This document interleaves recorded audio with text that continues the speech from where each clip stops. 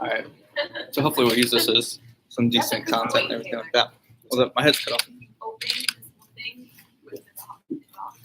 We talked about that earlier. Get a lot more viewers. 100%. 100%. I know. You can bring her out at the end if you want. So we're going to end it up here. So, all right, well, we're going to get started here. Welcome to Shift. This is a monthly event that we do. I'm Chris Ward with Eagle Realty, and we've just been trying this year to kind of do some business networking events, some more of a live stream, some live audience, and just kind of hit some different sectors of business, not just real estate focused, but hopefully bring some value no matter what business or industry you're in. So we are streaming live. So if you guys can always go back and watch on YouTube and Facebook. We also got an extra page here today with HBC because that's who's hosting us. This worked out really well because our office got damaged in the hurricane. So we didn't have space. I wasn't really thinking about it. So this really worked out because I'd actually asked you before, even before the hurricane coming. So, providential that we're here and we're actually at High Performance Center here in Myrtle Beach. I'll let Taylor introduce himself, his bio, and the facility itself. And you can go over that before you get started if you want to. But I'm going to turn it over to him. So enjoy. Guys, thank you for taking time out of your day to hear me speak on this topic. Like Chris said, my name is Taylor Jones, co-owner of Myrtle Beach High Performance Center. A little quick bio. Certified strength conditioning coach. Was a former strength coach at the University of Missouri, University of Maryland, and then Coastal Carolina University for 4 years. In 2016, my business partner and I left Coastal to start to open up this business. Didn't go exactly the way we thought it would from day one, but we stumbled upon coming into Myrtle Beach High Performance Center. So that's where we're at today. That's a quick bio on me. I'm really passionate about this topic because practitionership to me is really why I do what I do. And when we got into this sector, we really believed in our business plan enough to stick it out for the last year and a half, 2 years. Didn't go sunshine and rainbows like we thought it would, but at the end of the day, we believed in what we were doing. And we wanted to drive that point home. We saw a market, we saw an industry, and we wanted to lead that industry, not just in Myrtle Beach, but in a competitive market across the country. So today I'm going to present the high performance lifestyle. So this is the High Performance Center. There's a whole philosophy on the High Performance Center and what the high performance model is. And I'll dabble into that just a little bit. But what I want to get across today is how to utilize fitness to optimize your career. And, fitness doesn't just work for pro athletes. It doesn't just work for the fitness enthusiasts. It can be tailored and modified to anyone. And today we want to specifically hit the business sector. We want to specifically hit entrepreneurs because it tends to be something that gets laid by the wayside. My friends, my network, my fellow business partners, my clients will tell you, I don't look the way I did 2 years ago. I'm the first to tell you, actually, I cut fitness out of my routine. So this presentation for me, when Chris brought it to my opinion, it's kind of like an accountability check. I'm doing all this research, finding all this data, and I'm like, well, if I'm going to present on it, I got to start leading from the front and doing this. So I'll dabble into this now. All right, so what I really wanted to do was show how the shift in fitness is changing right now. Like I said earlier, practitionership is really taking fitness to a whole nother level right now. People investing in the training, investing in the education, trying to understand exactly how the body works is really what's inspiring so many to get into the fitness industry because it's not a guarantee job that you're going to make a ton of money. So you've really got to be passionate about it. And that's what's leading these practitioners to do so. But now people are buckling down and saying, hey, I want to know exactly how that body works. I want to be accountable to it. I want to find objective data. And that's what they're doing. So my goal today is to introduce how fitness is evolving in America. Like I said, I think we're really dawning on that practitionership mentality. Progressively understanding more about the body's full capabilities. It's funny because I said 5-6 years ago when I was getting into this industry, what I was learning, I really didn't think we knew more than 20% of what we're physically capable of. Well, 5-6 years later, I think we're maybe at like 30 to 40% of understanding what the muscles do, what the joints do. At least we should. But we're getting close to the mind, but we're still not there yet. And I feel like once we understand that mind, which may never come, we're gonna explode in terms of what we can do in human potential. And I'll show you an example of that in a second. And fitness is a multifaceted discipline. I think we think too little of fitness sometimes. You know, we think anyone can do it. But it is a math, it is a science, it is an art form. There's so many things that go into it. And what we're seeing is a one-size-fits-all approach.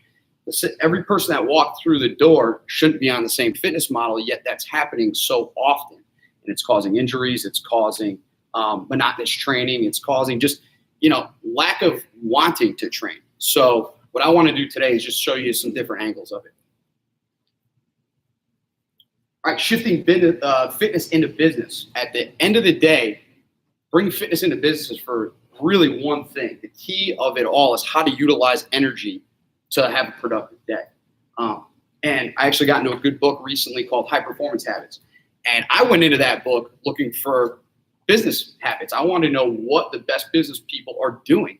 And the funny thing is I stumbled onto a chapter called Energy. And this book is by Brendan Burchard, phenomenal guy. I mean, he's super high intellect. And for me to find the chapter on energy really blew my mind. Because the thing he said in energy, just long story short, if you don't have a healthy lifestyle right now, in all the aspects, habits of business, readjust your whole frame of thought right now and restart and start with the healthy habits and a healthy lifestyle. Of all the other habits he talked about, prioritizing your time, doing all this and that, healthy lifestyle was the key to it. And it really hit me in the face because I'm chasing all these different concepts, tactics, marketing things, this and that. But at the end of the day, if I don't take care of myself, my business won't grow. I am my business. So that really hit me. And that's my accountability check there. So fitness for business leaders can be very difficult. I think if you don't understand it and you don't accept that it's going to be difficult, then you're going to continue to put it off. So I really think that even the employees of companies need to know that as the owner, your schedule is a little bit more difficult. But with an appropriate plan, we can make it happen. And at the end of the day, when you talk to an owner, a CEO, somebody who's in charge of something, if you show them a plan, they're going to be more apt to putting it into action. And look, case in point myself, I don't have a coach right now. I don't have a plan. I don't even have a goal right now for my fitness. So I'm not going to execute it, And the last thing I want to put on there is everything I talk about in high performance. It's a mix of the high energy in business and training philosophy all into one, how you can be super productive. The high performance term in itself was utilizing all your resources. The high performance model dates back all the way to ancient Greece. I mean, it goes all the way back. And what it was practitioners all coming together to work under one model and put effective, whether it was training, whether it was business, be effective in what they do and put the best product out there. And I really love that model because I saw it coming into sports and pro sports and college sports and all the way down the chain. But it's actually a business model as well because it's all about just being effective and efficient. All right, so this was an example I found, and I was really blown away by it, literally and figuratively.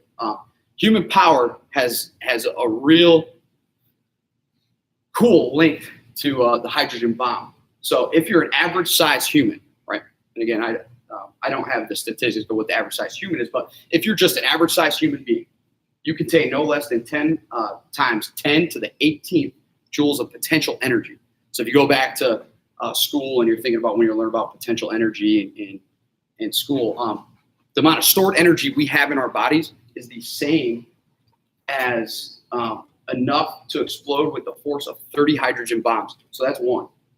And it's crazy to think about, but going back to my topic and point on the brain, I really still don't think we know what we're fully capable of. I think we have so much energy that's in our bodies that we're not maximizing. That's why it gets stored as fat. So I just thought that was a really cool analogy, and I want to put it on there because it literally and figuratively blew me away. All right, parallels to fitness and business. I wanted to interrelate all this stuff and why it all makes sense and how, some of the things that go swept under the rug with fitness that, the customer doesn't see, I wanted to put up here so you can see it. Because we know in business that you got to have a strategic plan. You got to size up your competition. You got to have performance measurements. You got to transitionally manage. You got to have financial investments, and you got to have a contingency plan. You got to have all that in business to be successful. Well, the same works in fitness, and I'm super passionate about letting people know that. Look, there is a plan. How are you going to get from point A to point B to point C all the way to point Z? I want to get you all the way down there. And then we're going to recycle back and start a new goal. A, B, C. We're going to get all the way, recycle it again. The same thing in fitness. You got to know what your competition is. You got to know if you're competing with yourself, you're competing with somebody else. You got to be able to size that up so you can see it clearly.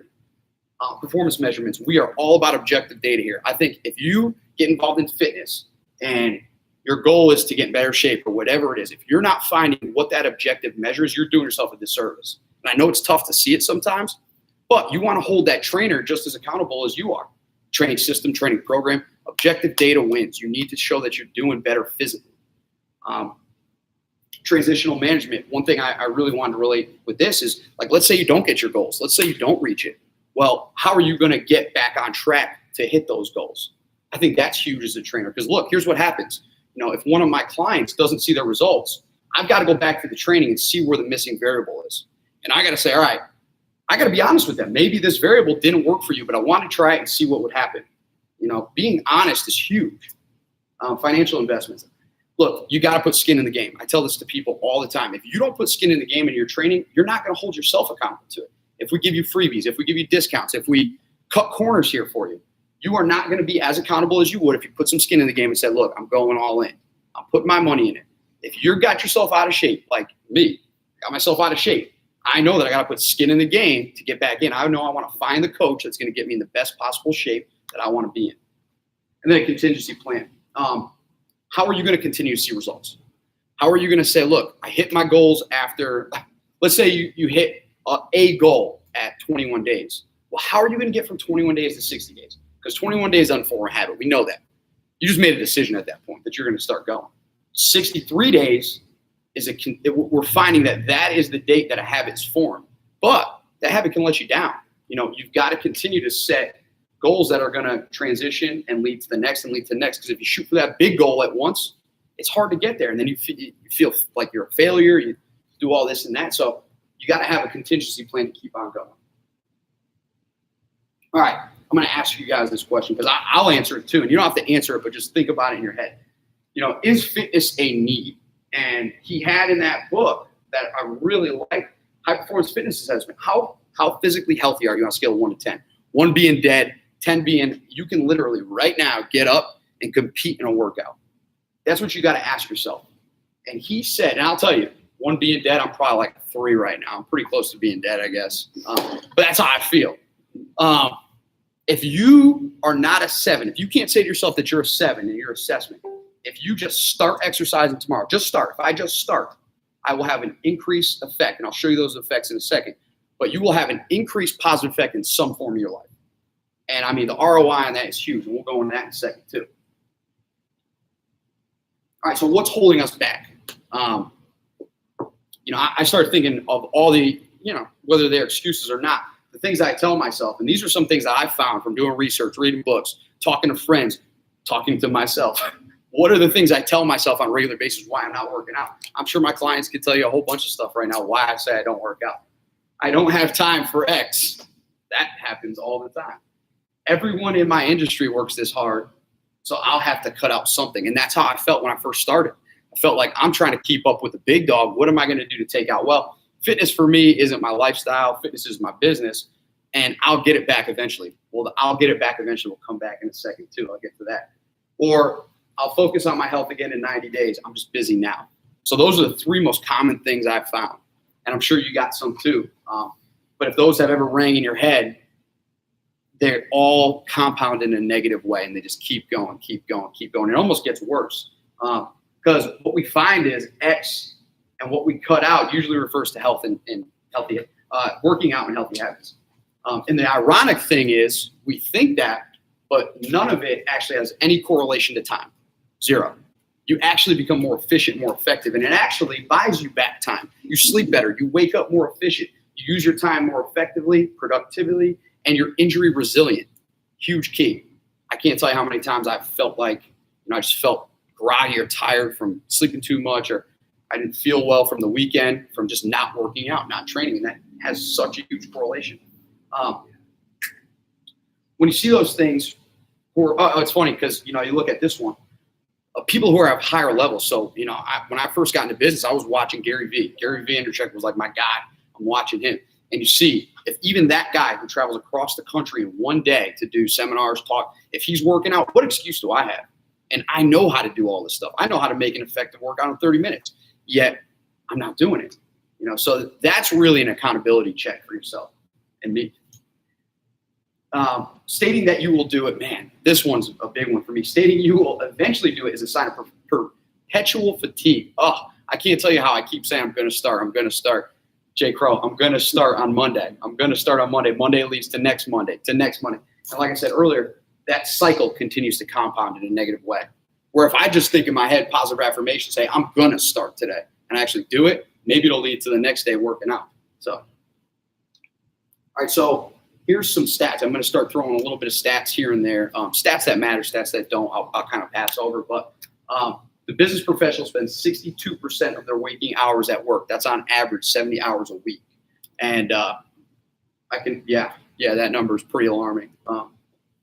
But I mean, that is what it is. When you're a business owner or you're passionate about it, that's what you got to put in. 61% of all workers are burned out at some point on the job. Some of us can relate to that. And the top 5 stressors in the workplace: fatigue, sleeplessness, aches and pains, anxiety, weight gain. Wow, it's funny. Those 5 can all be solved with one remedy. And again, accountability. I'm telling myself that. All right. So as business owners and as entrepreneurs, as people who need to see, what the return is, I really thought this was a cool one that I want to get into. What is the ROI of training? What is the return on your investment worth of training? Because if you don't see it, are you really getting better? And I think that's something that people get lost in. They want to see it right away. But your heart rate might, in the first 30 days, start pumping more efficiently. The number on the scale you see may not be the number you want. Well, do you know that number on the scale, it may not have fluctuated as much as you wanted to, but maybe you gain lean muscle mass instead of fat mass. Maybe your body transformed. When you see that transformation, because we get lost in fat loss so much and weight loss so much, you see it. Lean muscle mass, you see. And you get caught up in that number and you get lost. And that's one of the ultimate downfalls of weight loss training. But the problem, I think, is we don't relate health and fitness transactionally outside of how much it actually costs. When there's never been more of a time that's definitive that correlation is completely relevant. I mean, look at social media. People literally, when I was growing up, the only thing health and fitness that was transactional was really, athletes, pro athletes, but also like bodybuilding magazines, things like that. You are literally seeing the transformation of an era where people who work out and are passionate about it and post about it have jobs where they just work out. That's all they do. And it blows our mind, but it's not going anywhere. It's going to keep coming.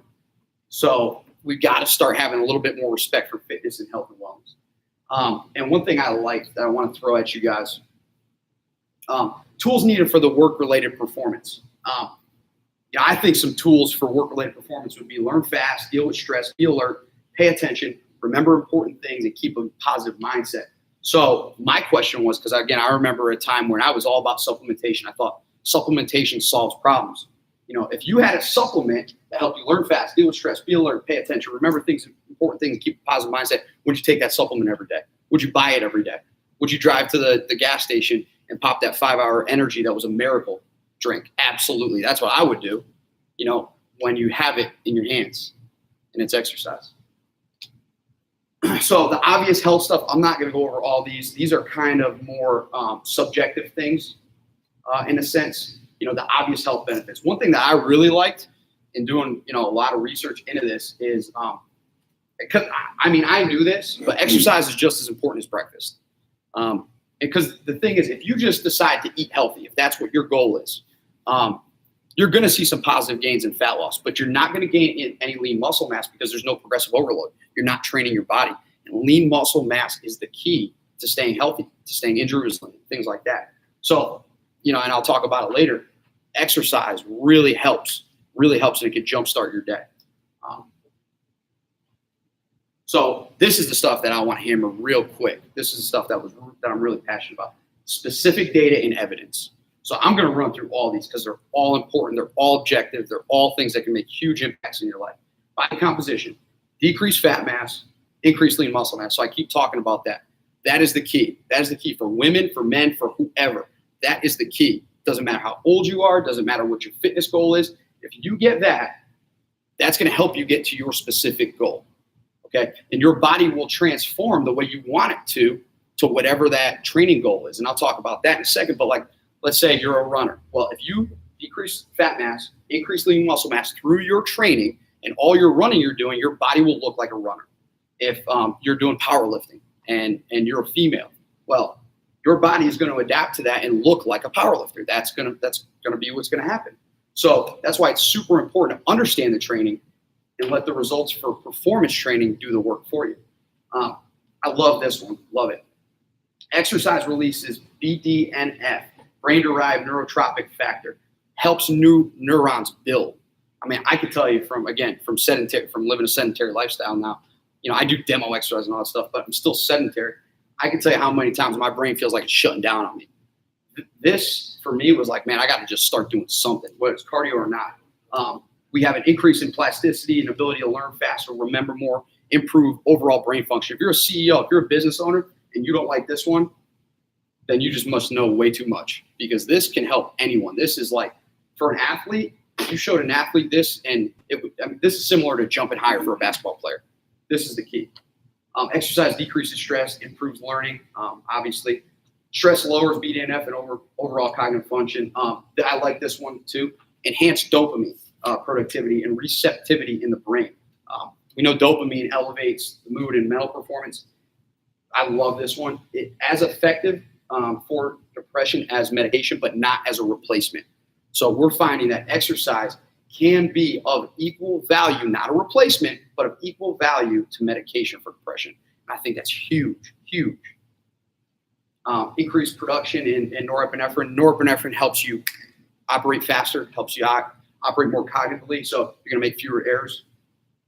Boost serotonin, going to help you fall asleep faster. Serotonin is great for your body to relax it. Decrease pain. How many times do you have people who are, or know people who are in pain and just refuse to exercise? They get a little bit sore. That soreness feels like pain. You'll have an increase, in fact, by strengthening your muscles, because the muscles attached to joints, so with tendons to joints. So immediately that pain is going to start reducing. And then the last one, reduces anxiety. I mean, talk about being cognitive and being productive. If you can lower your anxiety, oh man, why wouldn't you? Especially in the time we live in. I'm just going to run through this one quick. As business owners, as business leaders, as somebody that steps out in front, it's your responsibility, because people count on you. If you are sick, if you are not performing as well as you should, and health and wellness is the key, then I think you need to take ownership of it. Again, this is an accountability one for me. People count on me to be here. People count on me to follow through. If I'm letting my health and wellness affect my performance, then there's no excuse for that. So two great examples I saw, work-life balance. We talk about that all the time. And I loved her quote. It's not about balance, it's about integration. How do you make training work for you in your lifestyle? I love that. And then the other example was, look, if you know you're busy, make a routine that you can stick to no matter what. So like with me right now, if I'm traveling or whatever I'm doing, at the very least, I can find somewhere to run every day. And that'll train my heart. That'll keep my heart beating well. I have asthma. It'll help my asthma. It'll help me sleep at night. So many positive effects. Just do something. All right, so starting to get to the end of this. Here's how you really put it into play. The business side of it. What's the action plan? What do I specifically do? And it starts one healthy habit at a time. How many times have you found yourself January 1st? All right, I'm going to eat right. I'm going to work out. I'm going to go to sleep at night. I'm going to do that. And you don't get any of it done by February 1st. Happens all the time, right? Because you can't build more than one habit at a time. So it's all about how you compound these habits. Number one, identify what you're capable of and the type of training you want to do. So one thing I think real interesting, just examples that I want to use, think about, your genetic predisposition. If you're not built to be a basketball player, yet you go try and be a basketball player, it's going to take you a lot longer than somebody's built to be a basketball player. We do this in training all the time. I can't tell you how many people I run into that aren't built to be CrossFitters, yet they go chase CrossFit. Well, what's going to happen? If that's a business leader, if that's a business owner, they're going to put tons of time into being a CrossFitter and less time into being a business owner, right? If you're a business owner and you want to be a pro athlete, something's going to give. Something has to give. And I really love that. And I thought that was huge because I would love to compete in weightlifting. I would love to. I love to get under a bar and go compete and do snatch. But right now, I just know I can't. Powerlifting. Look, I would love to be a powerlifter, but here's identifying what I'm capable of. Powerlifting hurts for me, so I don't want to do it anymore. So I stopped doing it. Number 2, start with a regular workout schedule. So this is the key. You've got to set something in stone so you know that you're going to get there. And I'll give you some tips and some examples of what people do in a second. But once you set your schedule, you're more accountable to actually do it. So like me, I know if I just plan and I look at my calendar and I'm booked here, and there, if I got to go from 5:30 to 11 a.m. and I can't have a regular schedule, then I know I'm not going to be accountable to do it. So if I say 5:30, 5:30 is it. Set a schedule, be consistent with it, be routine with it. Number 3, get a coach. I can't tell you how much this comes up with us. This is how we built our business. I believe we're in such a education-based generation right now. I did a talk 4 years ago when I was at Coastal on the entitlement generation. And it's funny because that title was actually the opposite of what I was saying in the presentation. We tend to drop that title on kids nowadays that they're entitled, this and that. But are we doing, as leaders, a good job to set the example for them? But I'll tell you, from what I've seen, because working through with that generation, they are they want to learn. They crave learning. They crave it. And I, as human beings, we want to learn as well. And that's why coaching's huge. I can't tell you how many people come up to us and say, I know how to do this, I know how to do that. And then a month later, they're on our training program because they're seeing people doing it. They're seeing the results. That's a key. Myself as a coach, my co-owner, Santuan as a coach, we both have coaches for what we want to do. So if we as coaches with all these certifications have a coach, I think general people should have coaches too. And that's the key. That's really the key. Measure your goals. I talked about this earlier. Measure your goals, make them objective, and stay accountable to them yourself and your trainer. Hold them. If you're putting skin in the game, they're just as accountable as you are. And this is something that we're implementing right now. You take that goal, you break that goal down in KPIs. How is your key performance indicators leading you into your goals? Key performance indicators are simple metrics. Did I show up Monday, Tuesday, Wednesday, Thursday, Friday? If you can check those boxes off, you should be getting closer to your goal. And that's just a real basic example of that. But I believe that's the key. If you get 5 to 7 metrics of KPIs that's going to get you there, you can check them off, you're going to get there. And it'll help you stay positive. It'll help you stay more in tune with what you're doing. So the last thing is commit to the process. I'm going to talk about it later, but fitness is a long game. It is a monotonous game. It is not a flashy, quick fix. It is a long process. And I talked about it earlier, how you get from A to B to C to Z and then recycle it and stick to that process over the course of your life. I'm not going to go through this completely. This is a lot, but the minimum dose effect. What, in terms of exercise, do you need to maintain a healthy lifestyle? And just simple, I'm going to run through them real quick with cardiovascular training and exercise resistance training. Minimum of 2 times a week per each, and they upped the game. They upped them. They increased the amount of training from when it was.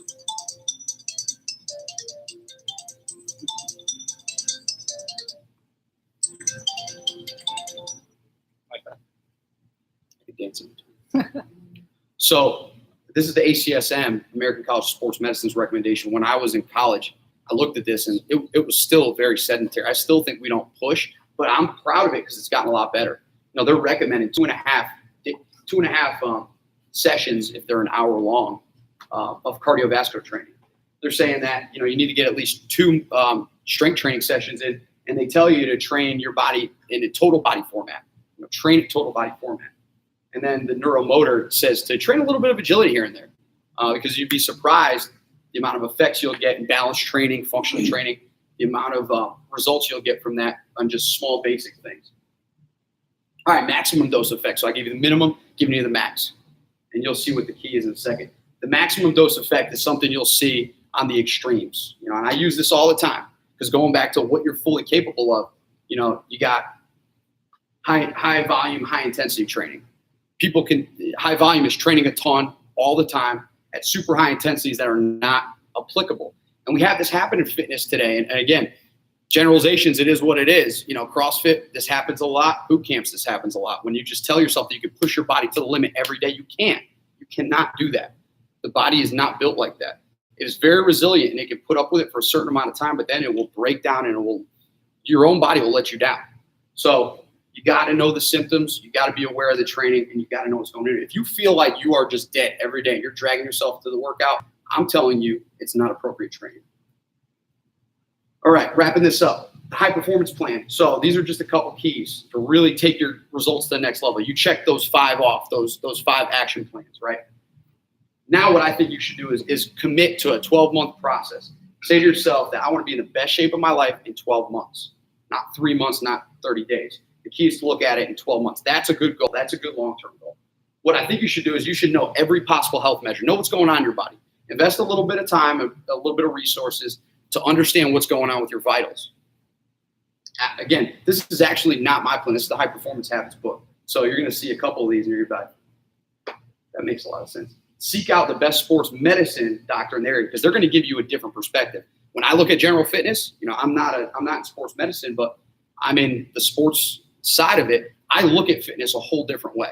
I don't look at it as a quick fix. I don't look at it as a niche. I look at it as how does the athlete get better, not does the basketball athlete, as the athlete. And they'll give you a good perspective from an athletic trainer, physical therapist, things like that. Find the best nutritionist in the area. Commit to knowing exactly what you need to eat. If you commit to knowing what you're going to eat, you're going to be more apt to eat the right things because you're going to start seeing the results. And the last one, again, simple starter. This is, again, what he suggested. It's funny how I just talked about the minimum dosage and the maximum dosage. Well, he's saying go 2 by 2s. Do a strength day, do a cardio day. And again, this is not my writing. This is somebody else's. And give about 75% of your full effort, especially when you're starting. Because if you're just coming out and you're going, full tilt, you're going to set yourself up to fail and to get hurt. If you go 75%, you'll see how that compounds at the end of the day. All right, some prompts you want to ask yourself. Again, this will help offset your goals. I want to be physically healthy at this stage of my life because there's your why. Number 2, get in the best shape of my life. These first 3 things I'll have to stop doing. Identify. Say to yourself, what am I going to stop doing to get to those? The things I would start doing include just maybe 1 or 2. Exercise. There's your 1. That's all you need. And number 4, a weekly schedule that you can get used to healthier and actually stick to living. All right, just examples. I'm not going to go through them, but Mark Wahlberg, Tim Cook, Ryan Seacrest. I looked at what their examples of how they get exercise in, and they utilize time. They maximize scheduling. They talk about why it benefits their energy, why they do it for team building, and some just use it as a hobby. Some say, hey, I want to ride a bike. I'm going to use exercise and bike riding as my thing to keep me fit. All right, and this is the last one here, or second to last one. So call to action. One thing I've seen, I'm not going to read through this either. Healthcare costs are rising.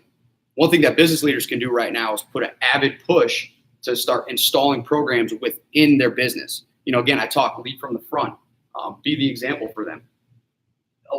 Look at the stats. In the stats we talked about a little earlier, people don't see companies investing enough in them, so they don't go and do it in their spare time.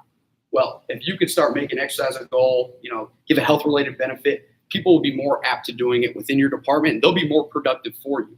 So I really think as business owners, this is my call to action to you guys. Put it in place. Be the leader. Say, hey, here's what I'm doing. Go find that fitness company and say, hey, what can you guys do for me if I bring you so-and-so people? That's B2B marketing. That's the way to really push initiatives. All right, and the last thing, just a summary of everything I talked about. 5 ways to optimize your full potential. Look, there's no hacks. This is a process. You got to play the long game with training. You got to understand what fitness training works for you. Is your body built for bodybuilding? Is your body built for running? What's your body built for? And then go after it. Number 3, create an action plan. Number 4, start with a healthy habit, 1 at a time. I know I need to eat better, so I'm going to eat better first. Then I'm going to exercise. Then I'm going to start sleeping right. And the last thing, invest in high-performance wellness. I was going to go over this, but I didn't, just in case I went over in time. But I'm not going to do it today because it's long. High-performance wellness, performance nutrition. You need to look at eating as fueling your body. Number 2, performance recovery, sleep. Sleep is training. And number 3, performance regeneration, the mind, body, and the spirit, how it all align and how it gets you to where your training goals are. So that's all. Chris, are we doing Q&A on it? Yeah. Okay. Does anybody have any questions they want me to go back to a slide? They want to talk a little bit more specific about some of the things I went into. Yeah, when are you going to start training? Wow. Talk about accountability on camera with all my friends on Facebook right now. You know, I have to start on Monday. I have to. No, the No, answer's it's today. Monday right now. Today, Yeah, right now. The answer's Wow. now, today. So I have to do something today. All right. I Yeah. close at 6. So I have to. All right. Santuan's working at 6. Working out at 6. So I got to train today. You heard it first on camera. Man. I have a question for you. Yes, ma'am. So you talk about practitioner, which I found me very interesting the way you describe it, because in yoga we call the practice the same footprint. So can you describe what's your definition of a practitioner in this capacity? Absolutely. In the same regard, I practice learning about what I do every day. I practice. Repeat the question. Absolutely. Yeah. So I'll repeat that question. She asked what practitionership is to me in a nutshell, in my profession. It's literally practicing what I do every day. So practicing coaching. I'm building a deliberate practice every day. I'm instilling a little bit more. I'm trying a new coaching technique out. I'm trying to get to use human behavior. I'm learning human behavior, but also practitionership wise, I'm learning what the right learning and putting a huge pursuit of finding out what the appropriate training is right now, where it was, where it's going to go, how it works for this person, that person. Practitionership for me is just a pursuit of, you're never going to know everything, but just a positive step forward in pursuit of learning what you do.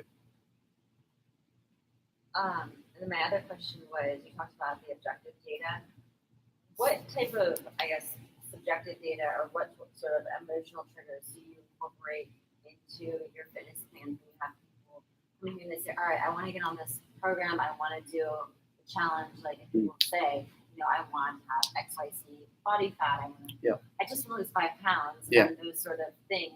How do you incorporate an emotional trigger? Like, what is losing 5 pounds mean? Is it going to be fitting into a dress that you haven't fit into for years, and that was like a happy time in your life? Like, at what point, like, how do you define that emotionally, and that's ultimately what's going to drive you to complete it and be successful? Absolutely, because at the end of the day, the business, all business is about people. You know, all relationships are about people. Repeat the question. Okay, she asked me, you know, what a subjective measure to which we use for our training in regards to, you know, how you incorporate doing positive affirmations, motivating people, things like that. So subjectively, you know, we use pictures. We do a body composition analysis where you see a picture, but also to your point, I think motivationally, we more so call it mental conditioning. We condition the brain, condition the mind, condition the spirit. You know, we use things of you know, every person's a little different. So I'm going to find that trigger in them to keep them motivated. You know, 2 examples are sitting here. You know, one example in our 6:30 class, he's a little bit more analytical. You know, he wants to see that objective data. So I got to get on him and make him, you know, understand, hey, let's keep up with that analytics. And then the person who's a little bit more emotional towards that, he just says, you know, a simple thing is, hey, you look good today. You're looking good. Your arm's looking good. You know, you're looking good. You're feeling good. You feeling good today? You know, almost a subjective questionnaire. And I really want to get into wellness questionnaires in our next challenge, because I want to see how they feel too. I want to see the emotional side. I want to see how they're just relating to the training outside of just the objective numbers. Because look, I get caught in objective numbers all the time. But if people don't like what we're doing through surveys, then are we really doing them any benefit? You know, so I hope that answers your question. I think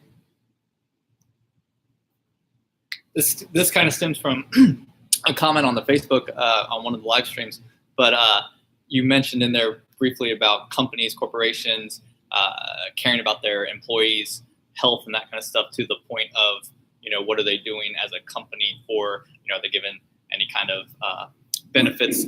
So a lot of times, like comparatively, like insurance, right? So what's your opinion on, like, should a company, you know, maybe instead of like some kind of insurance plan or group plans like that, especially like, and we're independent contractors, so like sometimes we have like Aflac type stuff, versus hooking up with, I don't know if HPC does it or other gyms, you know, group plans, discount for memberships for working out. Yeah. Or like being part of a fitness center or something. Gotcha. I think it depends on, you know, the scale to which the business operates starting there. You know, if it's a huge company and you want to go, if you're a huge insurance company and you want to align with Lifetime Fitness, something that's another big corporation based on fitness, I think that's a little bit different. I can't answer that question because I'm not in that setting. But what I can do is answer it from our perspective. you have a much better chance coming to see us, investing in our training, and how your clients will have an effect from that, because we're going to be much easier in a sense of how to establish that and how to set it up and how it's going to bleed into your company, how it's going to start being a building block of health-related, positive goal setting, positive team building, just that kind of sense. And I don't know if that answers the question at all. So, well, I guess bottom line, do you think HPC is going to give group benefits to companies that have multiple employees? Yeah. No, that's good. Yeah, we again, we're growing, we're building. We love B2B marketing. So if we love relationship building. So if somebody comes to us and has a good plan, I would love to hear it. I'd love to sit down and talk about it, because we believe in what we do, and we believe it's going to be systemic throughout your business. So it's going to not only bleed into your business, it's going to bleed into your family life, it's going to bleed into your friends, it's going to be contagious. So I just got challenged to offer discounts on my agents. Yeah. Anybody, any specific training questions? Any specific questions? Athletic performance? Yeah, I think you're good on this one. All right. Oh, cool, man. Well, I appreciate it, Taylor. Thank you for presenting for us and that kind of stuff. You can watch the replay in case there's anything you missed here. But yeah, fitness is kind of near to my heart. So I really was like, this was actually probably my favorite shift. So I appreciate it, man. I appreciate it. And presenting. So thank you guys for joining us live and online. And if you have any questions, always feel free to message or message or DM, or you can check out, I forget all of your handles. So I got just at MBHPC. At MBHPC. There you go, on Instagram and Facebook, and check them, find them on there. And anything else you want to say about it? Because you didn't really talk about like the center. I know, and that was on purpose. But I'm saying that was on purpose. I mean, if there's any plug you want to give for. Man, no, fitness is such a broad scope right now, and I'd love to continue doing talks. If anybody wants to hear more on anything specific regarding boot camp, CrossFit, what we do, just shoot it in. I'd love to talk about it. So. Hey, any active discussion, you want to argue with me? Come on.